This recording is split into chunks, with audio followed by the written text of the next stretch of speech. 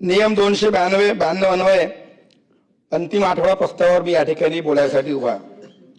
खरं तर आता अंतिम आठवडा प्रस्तावाच्या माध्यमातून विरोधी बाकावरील अनेक सदस्यांनी या ठिकाणी सरकारवर खोटे नाटे आरोप करून सरकारला बदनाम करण्याचा प्रयत्न केला.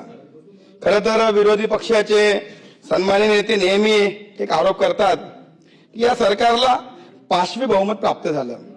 खरं तर गेल्या 30-35 वर्षाच्या कालावधीनंतर या महाराष्ट्रातील 13 कोटी जनतेने देशगौरव पंतप्रधान नरेंद्रजी मोदी आणि आपल्या राज्याचे मुख्यमंत्री देवेंद्रजी फडणवीस साहेब यांच्या नेतृत्वामध्ये या महाराष्ट्रातील 13 कोटी जनतेने प्रचंड बहुमताने या सरकारला निवडून दिलं.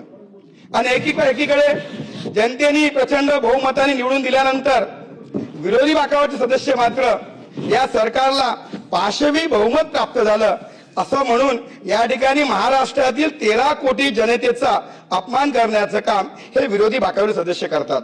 खरं तर या ठिकाणी या अंतिम आठवडा प्रस्तावामध्ये कायदा व सुव्यवस्थेवर बोलताना अनेक सदस्यांनी काही घटनांचा आधार घेऊन या ठिकाणी आमच्या राज्याचे कर्तव्यदक्ष मुख्यमंत्री सन्माननीय देवेंद्रजी फडणवीस जे राज्याचे गृहमंत्री आहे यांच्या नेतृत्वामध्ये खरं तर 2012 ते 2017च्या कालावधीमध्ये असेल किंवा आता पुन्हा या राज्यामध्ये दोष